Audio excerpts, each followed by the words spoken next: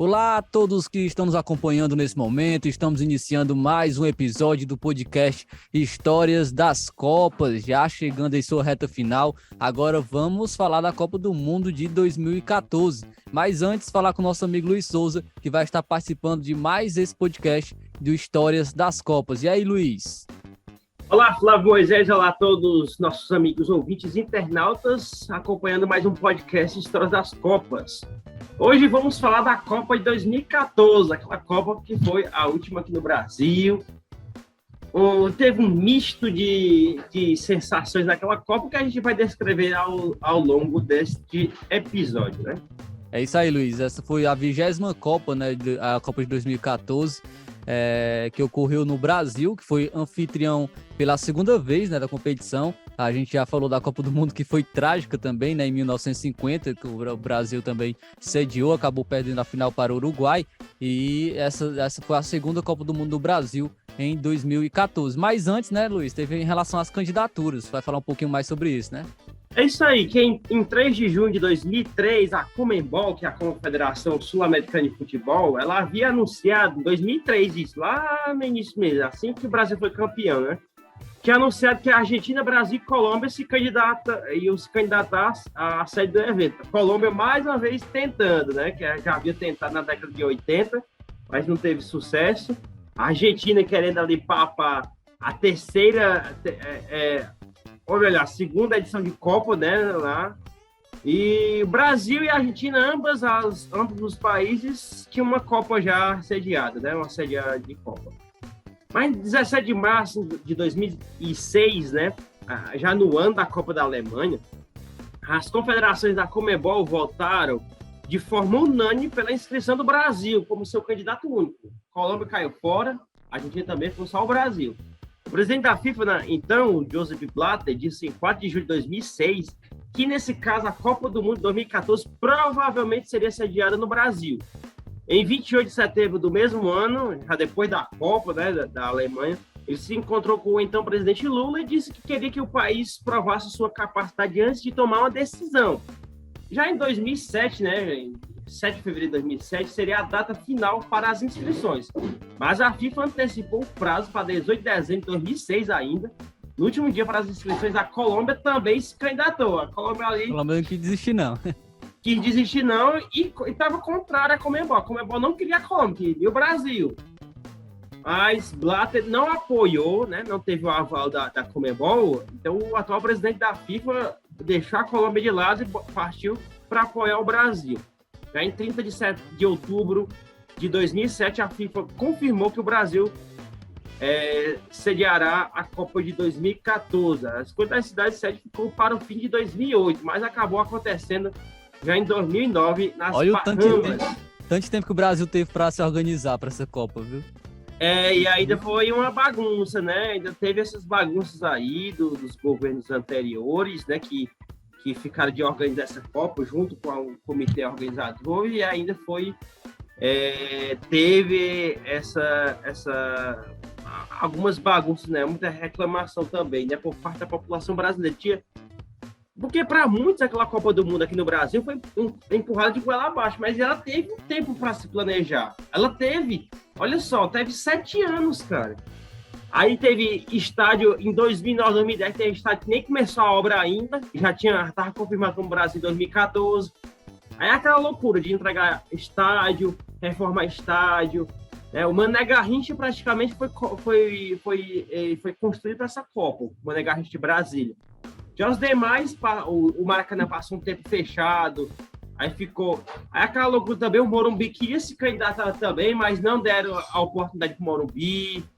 Aí teve ainda também, o estádio do Corinthians, né?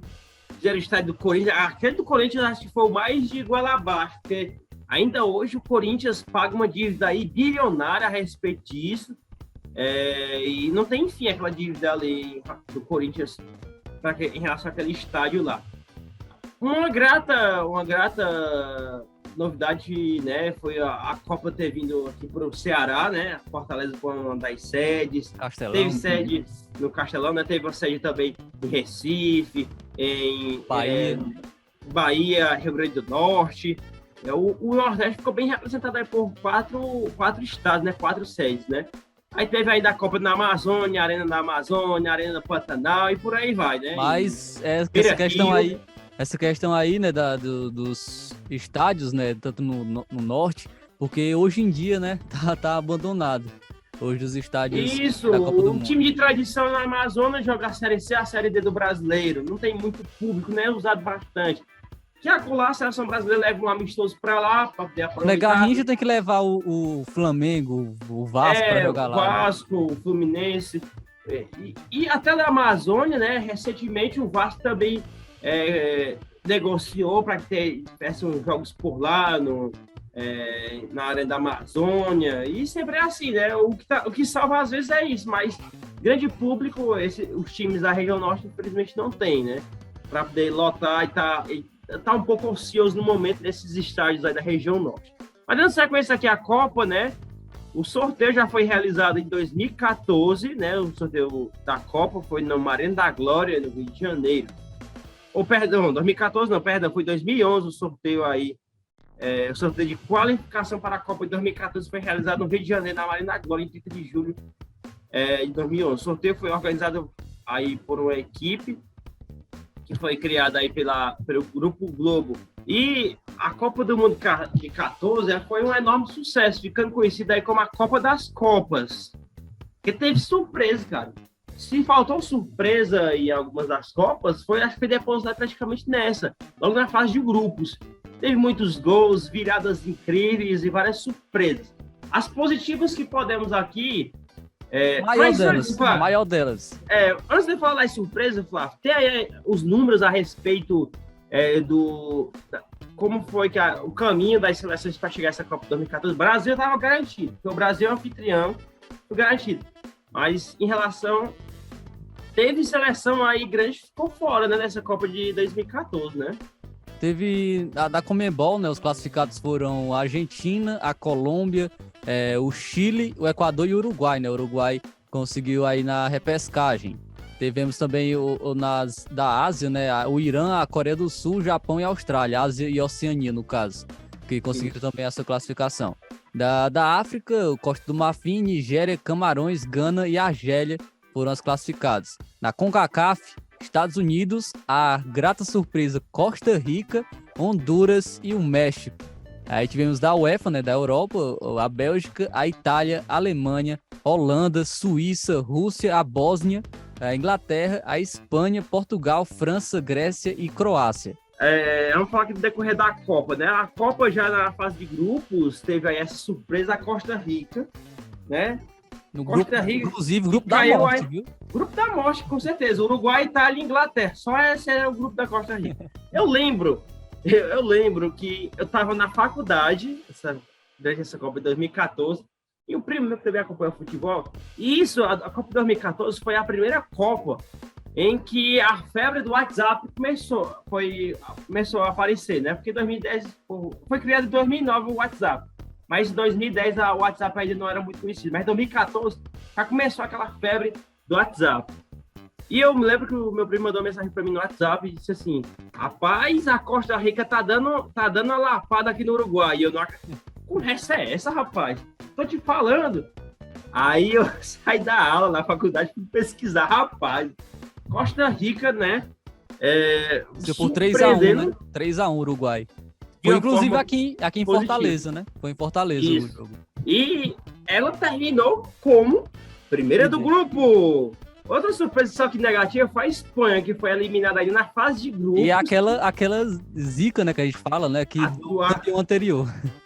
A zica do campeão anterior. Ela se... Rapaz, olha só, nos próximos capítulos vamos falar de outra zica também de atual campeã, né, cara? Mas depois a gente fala sobre isso aí. É assim, a Itália, no caso, a Espanha venceu a Copa de 2010 no auge, cara. Vinha um futebol... Mas só que aquela Copa de 2014, ela já tinha alguns remanescentes das anteriores, aí tinham saído. Mas ainda vivia um auge. O Barcelona estava ainda comendo a bola na Liga dos Campeões, algo normal, né? Eu acredito que recentemente foi uma das os maiores vacilos de seleções grandes aí da Europa. A Espanha foi para a final da Copa das Confederações, né, contra o Brasil. Isso. O Brasil venceu em 2013 por 3-0, né, essa final, e iludiu muita gente essa final da Copa das Confederações. E a Espanha realmente foi uma decepção. Perdeu logo na estreia por 5-1 para a Holanda, né, com aquele famoso gol do Van Persie de peixinho, né, de cobertura. Já foi goleado logo no primeiro jogo, com o Diego Costa também sendo vaiado, que ele havia se naturalizado espanhol, o Diego Costa que era brasileiro. Aí a Espanha foi para o segundo jogo, perdeu para o Chile por 2-0 e venceu somente a sua última partida contra a Austrália por 3-0. Ficou em terceiro do grupo, quem classificou foi a Holanda com 9 e o Chile em segundo com 6. Outro feito histórico que teve nessa Copa foi de que duas seleções africanas avançaram para as oitavas de final, né, na mesma edição. A Nigéria e a Argélia, né? Na fase seguinte, a Costa Rica venceu a Grécia nos pênaltis e foi a primeira seleção da América Central aí às quartas de uma Copa do Mundo, cara. Olha que bacana, né? E a Costa Rica só foi desclassificada para a Holanda naquele famoso jogo em que o técnico da Holanda substituiu o goleiro, né, na prorrogação para pegar pênalti. E deu certo. Isso. Deu certo. O Silicen, que ainda hoje está atuando aí, saiu bolado, aí tirou lá o Krul, que recentemente estava até jogando no Norwich da Inglaterra. Ele jogou no Newcastle já também. Acho que recentemente ele estava no Norwich da Inglaterra, que está jogando até a Série B, a segunda lá do inglês. E ele saiu lá e o cara grandão, né? E o cara deu certo essa mudança, né? Foi bem questionado, mas deu certo aí essa mudança aí por parte do Louis van Gaal, treinador da Holanda, né? Na semifinal aí chega, rapaz. Vamos falar do Brasil. Vamos falar do Brasil. Vamos falar do Brasil lá do começo. Vamos falar do começo logo, né? Porque falar do Brasil jogando essa Copa de 2014, aquela expectativa em torno do Brasil. Vamos vencer no Brasil e tudo. E como eu falei, iludiu, né? Chegou iludindo. O Brasil fez iludindo naquela Copa das Confederações, não tinha pra onde ir. Tava iludindo legal isso ali, né? Não foi um bom ciclo de Copa do Mundo, né? Que o Brasil fez. Teve a troca, saiu o Dunga, chegou o Mano Menezes, aí depois veio o Felipão, né? Teve essa troca do Felipão para ser treinador da seleção. Aí deu certo, foi o campeonato da Copa das Confederações, em cima da atual campeã da Copa do Mundo, a Espanha por 3-0, e acabou ficando aquele clima, né, de será se vai dar, será se o Brasil consegue chegar longe, mas sabia que o Brasil não tinha um dos melhores times, né, para disputar com os favoritos da Copa do Mundo. Tinha jogadores importantes, o Neymar estava muito bem na época, tinha o Davi Luiz e o Thiago Silva também, que era uma boa dupla de zaga. Isso, vamos escalar a seleção brasileira. Né? Jefferson, goleiro do Botafogo da época, né? Tava com a 1, porque o Júlio César gostava da 12. Aí tava o Daniel Alves, tava no Barcelona no auge, né? Thiago Silva, do PSG, Davi Luiz tava no Chelsea, Fernandinho tava no Manchester City, Marcelo tava no Real Madrid, o Hulk no Zenit da Rússia, Paulinho tava no Tottenham, Paulinho, né? Aí o atacante Fred tava no Fluminense, o Fluminense tava jogando bem, né? Aqueles anos. O Neymar já tava no Barcelona, já na Copa de 2014. O Oscar tava jogando muito, cara. O Oscar tava no Chelsea na época. Júlio César, goleiro, tava no Toronto. Daí arrumou um clube para poder jogar a Copa, né? Que tava sem clube. Parecido com o Daniel Alves esse ano, né? Que o Daniel Alves também tá tipo o Júlio César da época. Eu só não sei se ele vai ser convocado também. Acho muito difícil. Maxwell, tava o Maxwell. O grande Dante. Dante também. Henrique. Tava no Napoli, o Ramires, meia do Chelsea, o Gustavo, né? Meia tá no Wolfsburg, se apagou depois dessa Copa, né? O Gustavo Hernanes Profeta, tava na Inter de Milão, William, meia atacante, tava no Chelsea, Bernat, tava no Shakhtar, isso, o Jô, que hoje tá no Ceará, tava jogando no Atlético nessa época, e o Vitor, goleiro, né? O Atlético tinha sido recentemente campeão da Libertadores, né? E o Victor tava pegando muito, e foi o terceiro goleiro que foi para aquela Copa. E o Maicon, lateral direito da Roma, já tava com carreira, já tava com um pouquinho já de idade, né? e assim ele ficou mais para a reserva dessa Copa de Foi 2014. contestada aí a convocação, né, dos zagueiros, né? O Henrique e o Dante, porque o Miranda tava voando. Na época também o Miranda tava fazendo bons Principalmente jogos, o Henrique. né? Principalmente a do Henrique, acho que não foi teve a a mais convocação contestada. dele. Realmente a seleção brasileira, por nomes, a gente percebe, né? Não é a das melhores que a gente já escalou aqui em relação à Copa do Mundo. Mas tinha bons nomes, né? O Neymar, como eu citei, Thiago Silva, Davi Luiz, Daniel Alves, o Marcelo no Real Madrid. Então tinha alguns bons nomes, mas realmente não era uma seleção de se encantar, de se encher os olhos para conseguir conquistar uma Copa do Mundo. Você falou aí do Marcelo e o primeiro gol... Começou ruim, né, a Copa? O gol dele foi contra. O primeiro dele foi contra, que ele fez um gol contra a Croácia, né? A favor da Croácia. E assim, depois o Brasil empatou com o Neymar. Né? Teve um pênalti lá e o Neymar bateu. Fez o gol e já no segundo tempo, né? E o Oscar no finalzinho, aos 90 minutos, fez o 3-1 aí. Brasil e Croácia foi a abertura da Copa, né? O jogo foi na Arena Corinthians. Com até um japonês que apitou aquele jogo, Yoshi Nishimura. Aí, vamos... Aquela equipe da Croácia já tinha o Modric, já tinha o Rakitic, Perisic, Kovacic, muitos jogadores que ainda estão por lá ainda, né? Naquela Copa de 2014 aí, que ainda estão pela Croácia. Agora, dando sequência aqui, lá no segundo jogo do Brasil. O Brasil ficou no 0-0 contra o México. Quem se destacou aí foi o goleiro. O cara que aparece de 4 em 4 anos, igual o goleiro de Copas. Ele só aparece na Copa, Guilherme Ochoa. Ele fechou o gol, não saiu nada pro Brasil aí, né? Até que tava arbitrando era o Connecticut aqui, não saiu o gol, meu. Fechou. Rapaz, até hoje eu fico lembrando desse goleiro. Como é que ele pegou tanta bola do Neymar, cara? E o México tinha o Giovanni dos Santos, né? Rafael Marques, experiente, e por aí mais, um dos nomes aí da equipe do México. Aí o Brasil com o empate, já estava ameaçado sua classificação. Tinha que jogar contra Camarões, tinha que vencer. E assim, quem abriu o placar foi o Neymar, depois o Joel Matip, que hoje joga no Liverpool, né? Empatou para Camarões, zagueirão forte aí do Liverpool. Depois o Neymar ampliou, né? O Neymar estava jogando muito nessa Copa, estava dando legal. Fred, já no início do segundo tempo, ampliou 3-1 e o Fernandinho lá no finalzinho fez o 4-1 Brasil em cima de Camarões, né? Aí terminou a primeira fase, né? E o Brasil passou para a primeira fase. E de volta... Ele líder de novo, teve os mesmos números de pontos do México, porém no saldo de gols ele ficou na frente, né? E aí passou Brasil e México. E aí aquela história de novo, né, Flávio? Mas não tava com crise, o Brasil não tava com crise. E também não foi tão fácil assim, né? Com certeza, né? O Brasil e Chile jogaram as oitavas de final. Quem abriu o placar foi o Davi Luiz.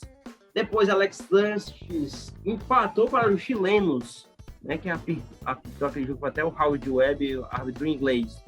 E aí, meu irmão, foi a prorrogação. A prorrogação. Lembra da prorrogação? A bola na trave do Pinilha. Balançou o travessão. Virou até tatuagem. O Pinilha, antes de jogar, ele tinha jogado no Vasco, até torcida do Vasco, lembra dele, mas o cara não jogou nem 3 jogos pelo Vasco, foi pouquíssimo jogo, foi nem 10 jogos. Aí ele só passou e a galera só zoando ele lá também, né? E aí depois ele fez uma tatuagem dessa bola que ele acertou no travessão no finalzinho do jogo. Ele fez uma tatuagem nas costas dele, sei lá onde foi, no peito. O Pinilha foi o melhor jogador do Brasil, né? Ele perdeu esse gol e perdeu um pênalti. Aí ele disse, acho que na tatuagem ele colocou assim, alguns milímetros da glória. Falou desse jeito, né? E assim...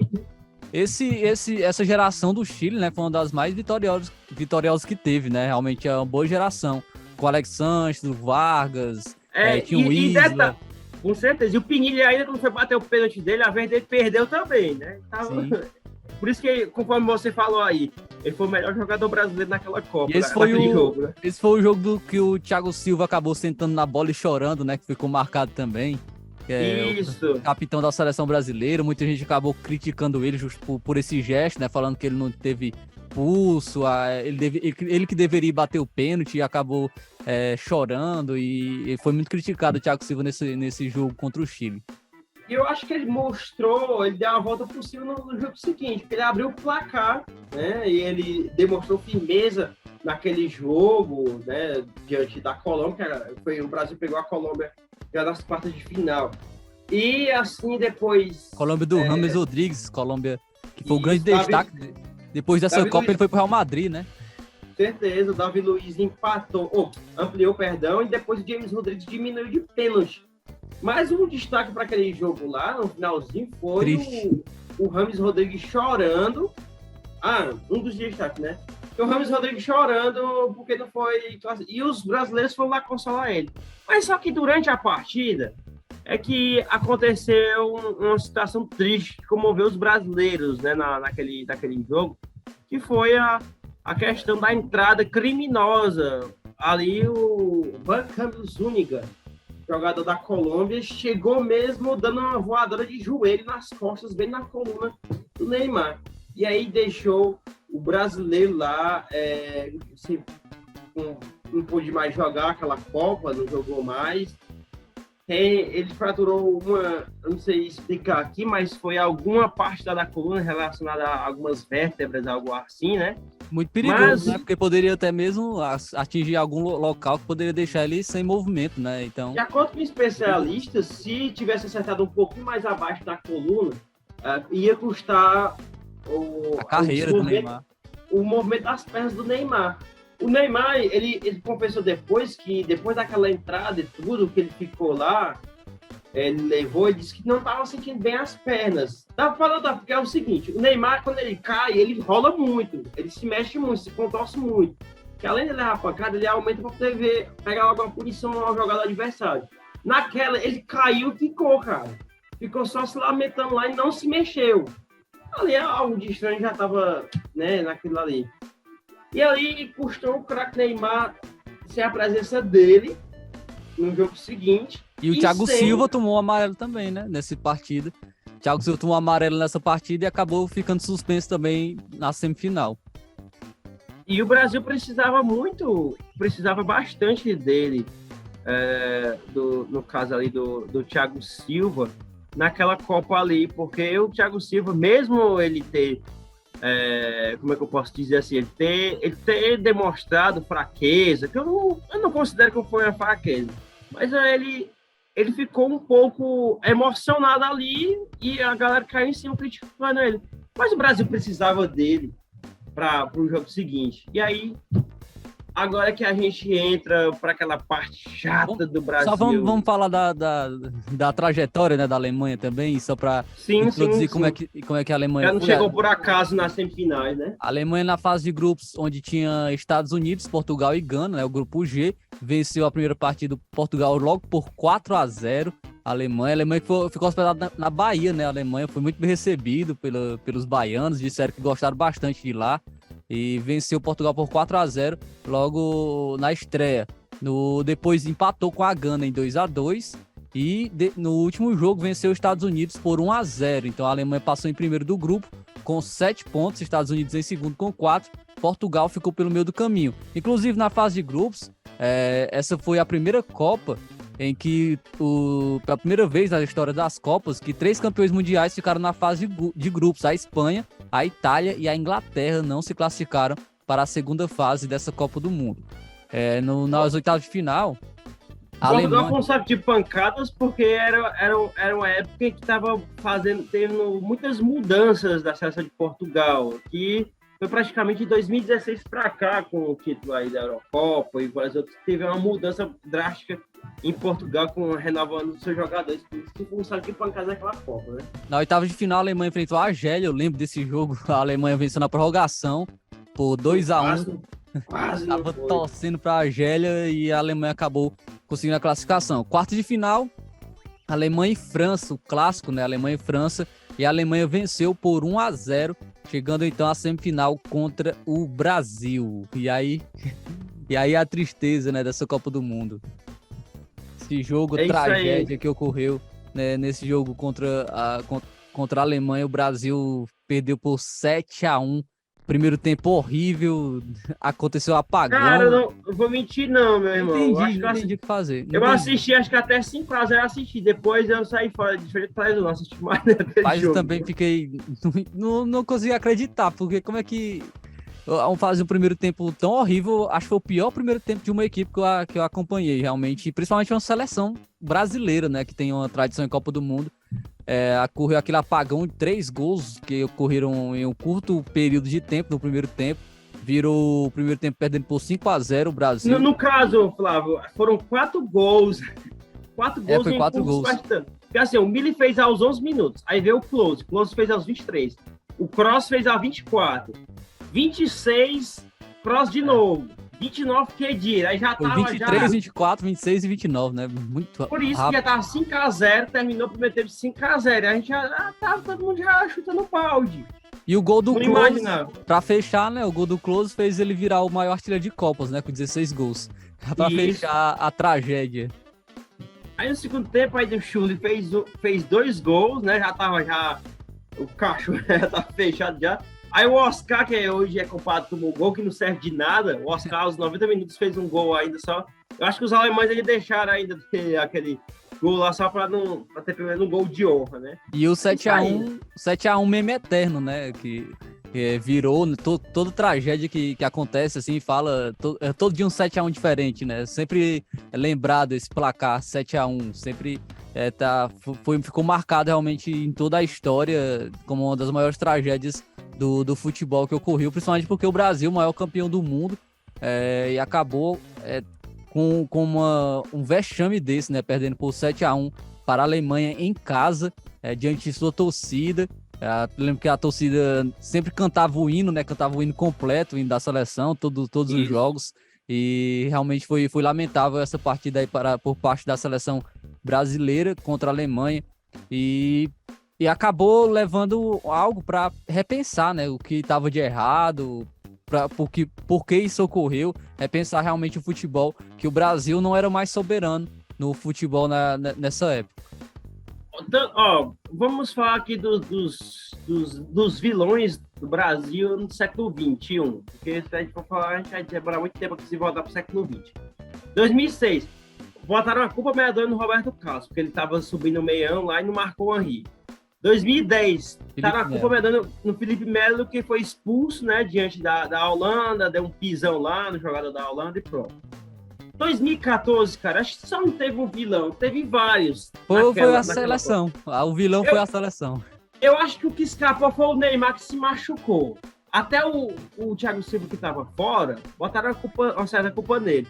Mas acho que só não botaram a culpa do Neymar, que ele se machucou e não jogou. Mesmo o Thiago Silva não ter jogado aquele jogo, deram a culpa para ele.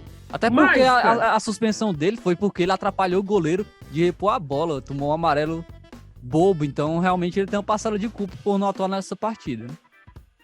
E assim, cara, precisou bastante, o Brasil se reformulou bastante, viu, dessa daí de 2014 para 2018. Por quê? Marcelo ele se restabeleceu, porque o Marcelo era o melhor lateral esquerdo do mundo nesse período aí, 2014 a 2018. Olha aí, Júlio César não apareceu mais. Michael foi aposentado da seleção. Oscar, depois desse jogo, foi para a China. Quem mais sabe do futebol brasileiro? O Fred levou o nome de Cone naquela Copa, né? Chamaram ele de Cone. Não tinha uma Davi Luiz não apareceu também mais. Davi Luiz jogou lá pelo futebol europeu e depois veio voltar ao auge agora jogando pelo Flamengo. Luiz Gustavo, ninguém nem sabe onde é que tá mais. Dante tá lá pelo futebol francês. Né? O Hulk tá por aqui ainda, mas só que jogou bem em 2021, né? Pelo Atlético Mineiro, mas ainda tá por aqui, mas não acho que não tem mais chance por conta da idade também. Cara, mudou bastante a seleção brasileira de 2014 para 2018. Deu oportunidade para mais jovens, teve que reformular, porque teve que fazer a mudança, não tinha para onde correr. E aí a tragédia poderia ser pior na final, se a Argentina ganhasse a final dentro da casa do Brasil contra a Alemanha. Ainda Aí, bem que a Alemanha venceu, né? Só que, só para terminar aqui o Brasil, né? O Brasil ainda foi disputar o terceiro lugar só para dizer mesmo, né? Aí foi Porque humilhado de novo, perdeu por 3-0 pra Holanda. 3-0 para a Holanda, né? E deu em nada, né? Mais uma vez o Brasil perdendo em 2 jogos, né? O Brasil perdendo para a Holanda em uma Copa do Mundo. Aí você vai, Copa do Mundo, aí semifinal. Melhor, semifinal, a Argentina passou por, me recorda bem aí, Flávio. A Argentina passou contra a Holanda nos pênaltis. A Holanda nos lógico, né, que perdeu. 0-0. E aí, meu irmão, o Messi querendo ganhar uma Copa. Rapaz, todo mundo virou as mágoas que os brasileiros tinham dos alemães já tinha acabado já. Por quê? Porque eu torcer para a Alemanha ganhar aquela Copa, para a Argentina não ganhar aquela Copa aqui dentro do Brasil, meu irmão. Se imagine se a Argentina ganhasse aquela Copa aqui no Brasil, a zoação que ia ser. E assim, cara, o Mário Götze, que eu acho que a carreira dele ia aparecer para fazer aquele gol da Copa, que hoje tá apagadíssimo, já, até que hoje tu se aposentar mesmo, com a idade que há 30 e poucos anos já tentando se aposentar e ele não conseguiu. Tá aí, fez aquele gol e a Alemanha foi campeã do mundo. Tetracampeã, né? Tetracampeã, né? Falta só um aí para poder encostar, para ser igualar ao Brasil, mas já tá chegando pertinho, né? Já é tetra já. E assim, foi essa Copa do Mundo aqui do Brasil, né? Não vamos entrar aqui no assunto, embora eu tenha vontade de entrar aqui no momento das questões políticas depois dessa Copa, muita gente... Aquele meme que até hoje se perdura, do Petkovic falando, comentarista na época, né, de depois dessa Copa do Mundo tudo ia melhorar aqui no Brasil e tudo, e, né, aí teve o comentário nada legal do Ronaldo Fenômeno, sobre os hospitais, né, e tudo. Deixa pra lá, melhor... Deixa pra lá, vamos ficar só na área do futebol. Espírito de Copa do Mundo mesmo aqui. Essa foi a Copa de 2014 aqui no Brasil, a última Copa que tivemos em território americano, né? Pode-se dizer assim, em todas as Américas, porque as próximas edições aí, os próximos anos já tem uma promessa de ser a Copa dos Estados Unidos, né? Mas o sul-americano, o último foi aqui no Brasil em 2014. E no próximo episódio vamos falar da Copa da Rússia, né? Copa da Rússia, que parece que a Rússia só quis sediar grandes eventos e depois fazer bagunça no mundo aí com essa guerra, né?